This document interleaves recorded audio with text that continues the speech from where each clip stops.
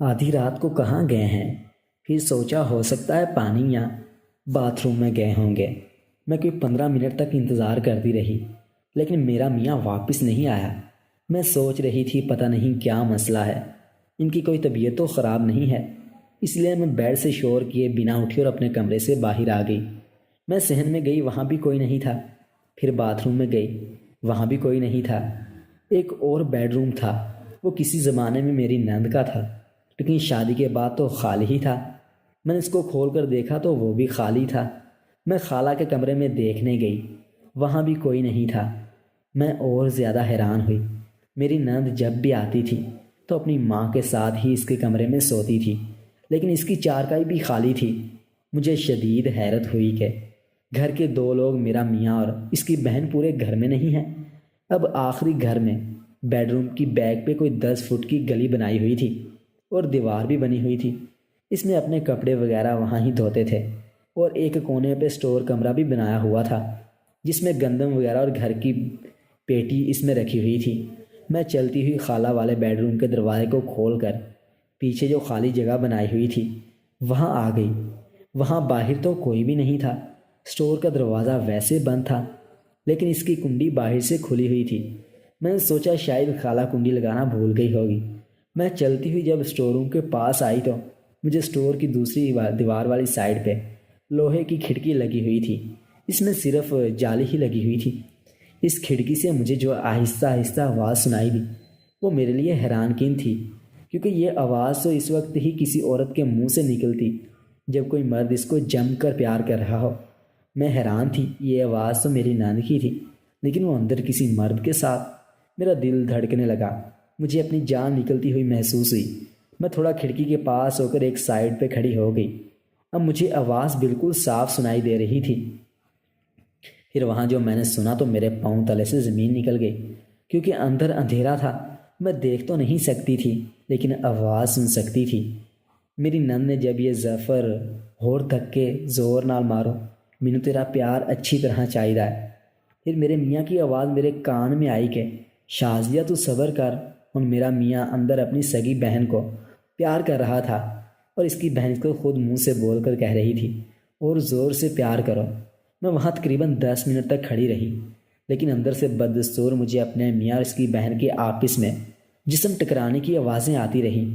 اور پھر میں اپنا دکھی دل لے کر واپس اپنے کمرے میں آ گئی، اور میں نے آنے کے کوئی آدھے گھنٹے بعد میرا میاں بھی آ کر میرے ساتھ لیٹ گیا۔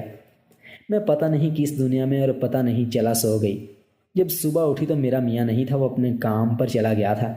جب نند کو دیکھا تو وہ عام دنوں کی طرح بہت خوش تھی، اور مجھ سے بھی ویسے بھی باتیں کر رہی تھی جو عام دنوں میں بھی کرتی تھی، لیکن میں اندر سے مر چکی تھی۔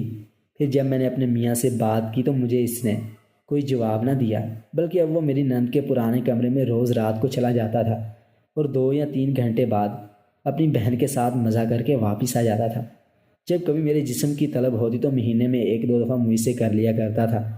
بس یوں ہی 3 سال سے اپنے ساتھ ہونے والی زیادتی کو برداشت کر رہی ہوں۔ بھائی، یہ نئی بات مجھے باجی نے بتائی تھی، اور میں نے جب سے سنا دل میں رو رہا تھا کہ اصل ظلم تو میری باجی کے ساتھ ہو رہا ہے۔ سائمہ بھی اپنی زندگی میں خوش ہے، اور شازیہ بھی خوش ہے۔ باجی کی کہانی نبیلہ کے منہ سے سن کر میں بہت زیادہ پریشان اور دکھی ہو گیا تھا، اور میں نے کہا نبیلہ، میرا دل اب بات کرنے کو نہیں کر رہا، میں پھر بات کروں گا، اور کال کٹ کر دیا اور گہری سوچوں میں گم ہو کر سو گیا۔ نبیلہ سے بات ہو کر کتنے دن ہو گئے تھے، لیکن میرا دل خوش نہیں تھا، کیونکہ میں باہر رہ کر بھی اتنا پیسہ کما کر بھی اپنی کسی بھی بہن کے لیے خوشی نہ خرید سکا، اور مجھے پتہ ہی نہیں چلا میری باجی کتنے سالوں سے اپنے ساتھ ہونے والی زیادتی کو چھپا کر بیٹھی تھی اور ہر وقت خوش رہتی تھی۔ لیکن کسی کو کیا پتہ تھا باہر دکھنے والی خوشی اندر سے کتنا بڑا ظلم برداشت کر رہی ہے۔ پھر یوں ہی دن گزرتے رہے۔ میں نے گھر فون کر لیتا اور نبیلہ سے بھی بات ہو جاتی تھی، لیکن پھر دوبارہ کبھی اس موضوع پہ بات نہ ہوئی۔ مجھے اب 1 سال اور 5 مہینے ہو چکے تھے۔ میں بس مشین کی طرح ہی پیسہ کما رہا تھا، لیکن شاید قدرت کو کچھ اور ہی منظور تھا۔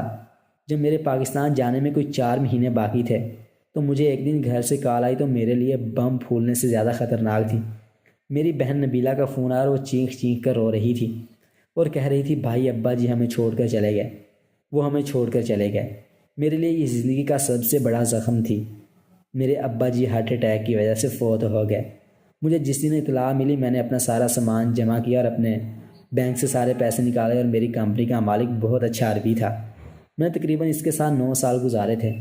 اس نے مجھے ایک دن میں پاکستان بھیج دیا۔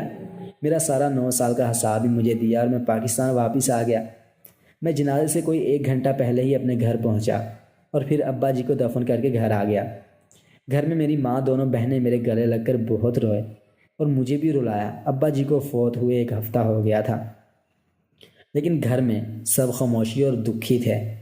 میں بھی بس اپنے کمرے میں ہی پڑا رہا، بس کھانا کھانے کے لیے کمرے سے نکلتا، اور پھر 10 دن کے بعد ایک دن میری باجی میرے کمرے میں آئی اور مجھ سے ابا جی اور سب کی باتیں کی اور مجھے سمجھایا کہ اب گھر کی ذمہ داری ساری تم پہ ہے۔ میں باجی کی ساری باتیں خاموشی سے سنتا رہا اور ہاں میں بولتا رہا۔